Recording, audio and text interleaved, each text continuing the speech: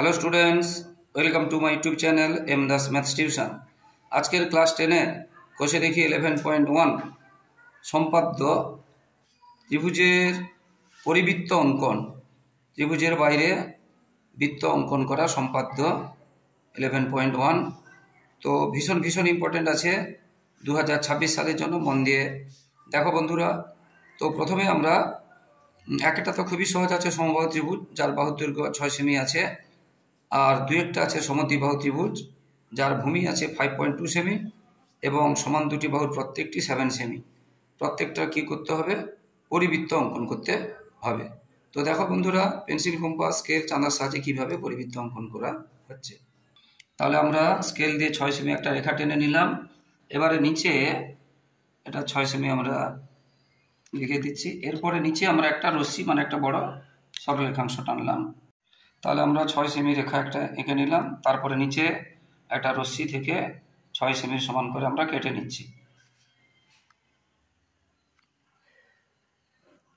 উপরে এবং রশ্মি থেকে আগে কাটবো, তারপরে রশ্মির যে 6 সেমি যে সরলরেখাংশ হয়েছে উভয় পাশে বসিয়ে, কারণ তিনটি বাহু যেহেতু সমান বলেছে তিনটেই 6 সেমি হবে, আমরা যোগ করে দিলাম। এটা হয়ে গেল ত্রিভুজ যার প্রত্যেকটি বাহু 6 সেমি। এরপরে আমাদের কি করতে হবে? এই ত্রিভুজের পরিবৃত্ত অঙ্কন করতে হবে। পরিবৃত্ত অঙ্কন করতে গেলে আমরা কি করব? বাহু দুটোকে সমদ্বিখণ্ডিত করব, দুটো বাহুকে সমদ্বিখণ্ডিত করব। যে কোনো বৃত্তচাপ নিয়ে ওই বাহুর বিপরীত পাশে আমরা দুটো বৃত্তচাপ অঙ্কন করব এবং পরে আবার বিপরীত বিন্দুতে বসিয়ে বৃত্তচাপ অঙ্কন করব। বৃত্তচাপ দুটি যেখানে ছেদ করবে সেই ছেদ বিন্দু দুটোকে আমরা সরলরেখা দিয়ে যোগ করে দেব। এটা হয়ে গেল বাহুকে অর্ধেক করা। এরপরে আবার একটা বাহুকে ঠিক একইভাবে আমরা সমদ্বিখণ্ডিত করব। যে কোনো মাপ নিয়ে আমরা ওই বাহুর বিপরীত পাশে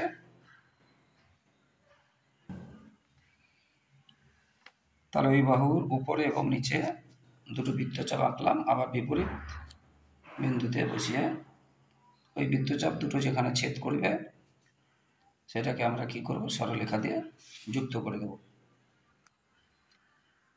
স্কেল দিয়ে আমরা এবার এটা যুক্ত করে দেব যে দুটো ছেদ বিন্দু আছে।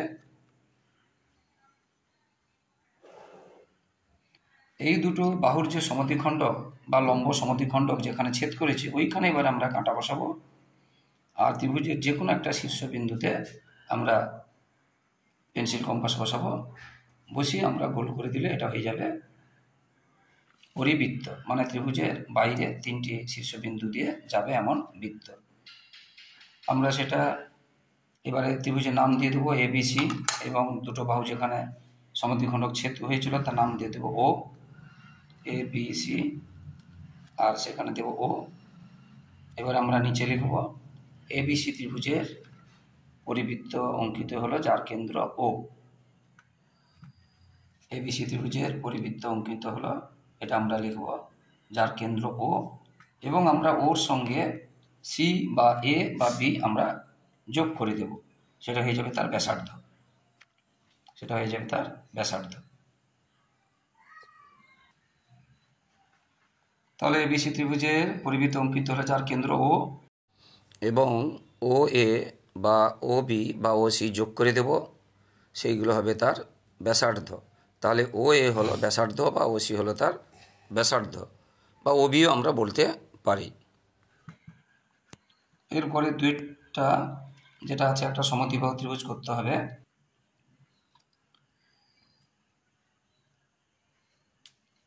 তাহলে দুইটাতে আছে সমদ্বিবাহু ত্রিভুজ যার ভূমি আছে 5.2 সেমি এবং সমান বাহুর প্রত্যেকটি 7 সেমি। তাহলে প্রথমে আমরা স্কেল দিয়ে 5.2 সেমি এবং 7 সেমি এঁকে নেব। তাহলে আমরা স্কেল দিয়ে 5.2 সেমি এবং 7 সেমি দুটো সরলরেখাংশ টেনে নিয়েছি। এবার নিচে একটা রশ্মি থেকে 5.2 সেমি যেহেতু ভূমি বলেছিল ওই জন্য ওই মাপটা নিয়ে আমরা নিচে রশ্মিটা থেকে আমরা কেটে নেব। 5.2 সেমি আমরা কেটে নিলাম, 5.2 সেমি। এবারে ওই দুটো বিন্দুতে 7 সেমির মাপ নিয়ে দুটো বিন্দুতে আমরা একই পাশে ওই সরলরেখাংশের একই পাশে দুটো বিন্দুতে আমরা বৃত্তচাপ অঙ্কন করব উপরে। এখানে বসিয়েও আবার বিপরীত পাশের বিন্দুতে বসিয়েও বৃত্তচাপ অঙ্কন করব। এবার এটা যোগ করে দেব, এটা হয়ে যাবে যে ত্রিভুজ আঁকতে বলেছে সেই ত্রিভুজ।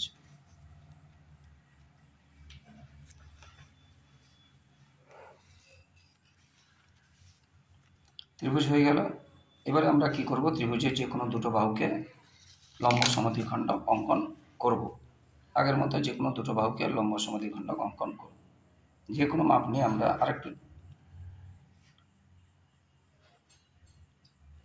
এবার বিপরীত পাশে বসিয়ে যেখানে ছেদ করছে ওইটা আমরা সরলরেখা দিয়ে যোগ করে দেব। একটা বাহু লম্ব সমদ্বিখণ্ডক হয়েছে, আবার একটা বাহু লম্ব সমদ্বিখণ্ডক করতে হবে।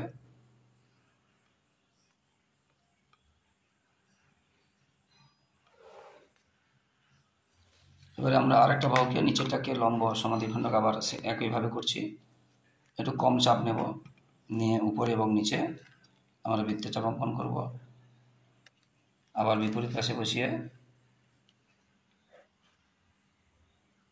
আবার এটা আমরা স্কেল দিয়ে যোগ করে দেব। দুটো সরলরেখা যেখানে ছেদ করব ওইখানে হবে বৃত্তের কেন্দ্র, আগের মতো।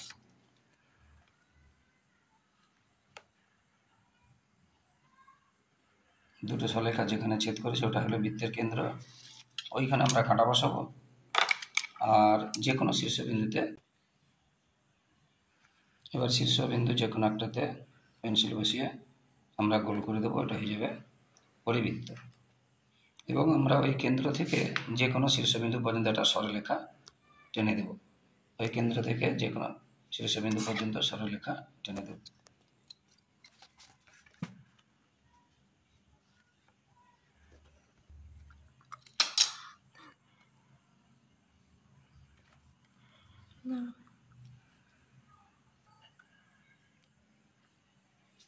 এবারে আমরা নিচে আমরা লিখব সে আগের মতো, ত্রিভুজের নাম দিয়ে দেবো ABC এবং মাঝখানে দেব O।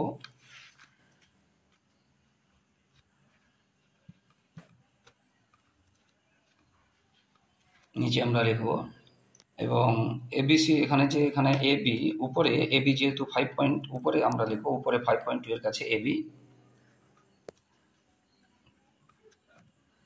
এবং নিচে 7 যেটা আছে লিখব AC।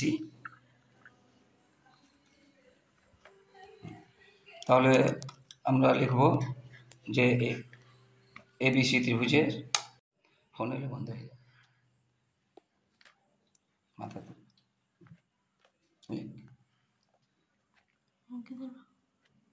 যার কেন্দ্র ও, আগে লেখানো হয়েছে যার কেন্দ্র ও এবং ব্যাসার্ধ। তাহলে ABC ত্রিভুজের পরিবৃত্ত অঙ্কিত হলো যার কেন্দ্র ও এবং ব্যাসার্ধ। তো এইভাবে সমস্তগুলো হবে। বাকিগুলো দেখার জন্য পরবর্তী ভিডিও দেখতে থাকো বন্ধুরা। আর বন্ধুরা অসংখ্য ধন্যবাদ, প্লিজ প্লিজ প্লিজ এবং শেয়ার করে একটু সাপোর্ট। আর এবং জন্য এটা কিন্তু